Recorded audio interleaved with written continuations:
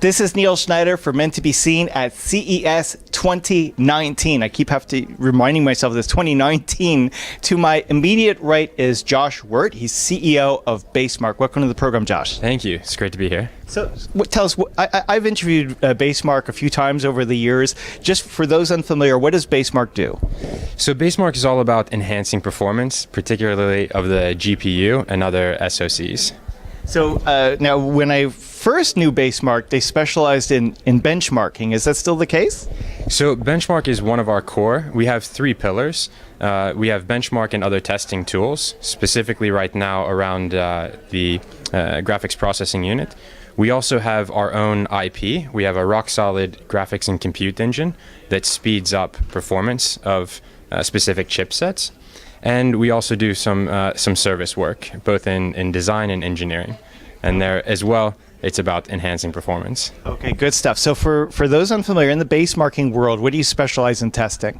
In the benchmarking world, we specialize in the performance of the GPU, in how much memory consumption is used, and how much content you can push through it. And we'll be coming out with a new benchmarking suite a bit later on in the year, and I'll be happy to share more with you later on that. All right, sounds good. Now, you also mentioned that you have the RockSolid Engine, and I think I interviewed your team about this last year at the last CES, and I gather things have progressed. I mean, I understand your company's doing very well.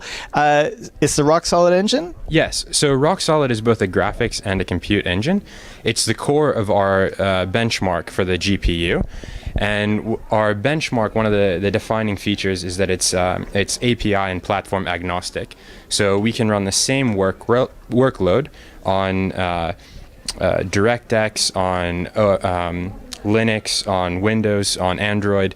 And the way we do that is by having our graphics engine be API agnostic. And we realized a couple of years ago that the graphics engine then performs significantly better than some of our competitors. So we peeled that out and are bringing that to market in the enterprise side. Now you mentioned your competitors. We don't have to name them by name. Everybody knows who makes engines out there. But why does this stand out? Why is this a unique engine versus the other stuff in the market? Like, why was it important for RockSolid to exist? So there's two. I think one was when you started to see a conversion from OpenGL to Vulcan. A lot of the existing engines were based on OpenGL and single threading. And when we get onto the Vulcan platform, which is where we really shine, that's something that I think some of our competitors really haven't come to market with yet. So for those unfamiliar, I know there's different APIs that make these things work. What is Vulcan? So Vulcan is one of a new standard that really pushes multi-threading. And I think that's one of the main differences then between the OpenGL standard. So it's like, for example, through Microsoft, there's DirectX, and then there's through the Kronos group, they've got OpenGL, and now they've got Vulcan for the last couple of years. And I gather this is like a very low-level, high-performance API, yes? Exactly. And right now, I think industry is still working a lot with DirectX and OpenGL, but we see that there's a lot of performance to be gained by using the multi-threading aspect of Vulcan. Now, Basemark, as a company, you've been doing, I gather, very well. Can you talk about maybe some of your clients, some of the customers that you work with, and how they use your engine? So at the moment, our engine is not publicly released. So everybody that we're working with is under strict NDA. But I'm really hoping, again, by the end of this year, we'll be able to come out and tell a little bit more about who we're working with. So without naming brands, maybe you could talk about the applications, like as to how the engine's used? So one of the main things is integrating RockSolid into existing platforms and into existing UI tools.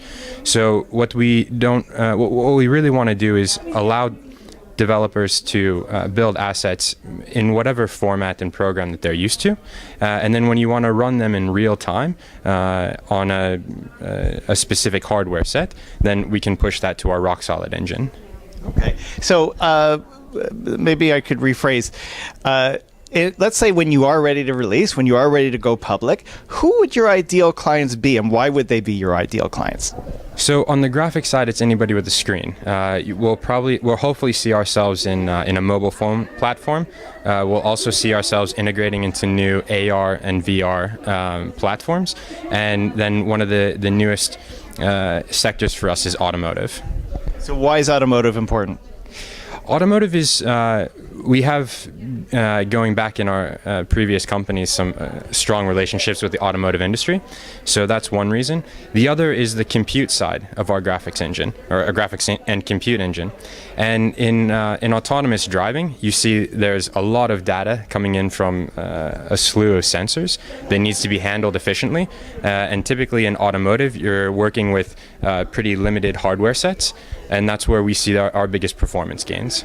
So would the other engines be able to meet those needs, or do you think that RockSolid has the competitive advantage in that space? Yeah, we certainly have competitive advantages. Some of our biggest competitors, I believe, are coming out with something at CES that'll be a bit more of a direct competitor to us. But I still, this goes a bit back to the difference between Vulcan and OpenGL. And when the automotive industry or any industrial client moves towards the Vulcan API, I think we're going to be a perfect fit for them. Okay, now I'm going to put you on the spot a little bit, Okay. not like I haven't already. We're at CES. Are there things that you're particularly excited about at the show, things that you're keeping an eye out on? I believe some of the major GPU companies are going to be launching new products this year, so I'm pretty interested to see if what we expect to come out actually does. And then the other thing is in the automotive sector. There's so much going on with HMI design and autonomous features, so it'll be pretty cool to see what gets released. Okay, well, it's been a pleasure. It has. Thank you very much. This is Neil Schneider for MTBS-TV at CES 2019. We will, of course, be back with more. Thank you for watching.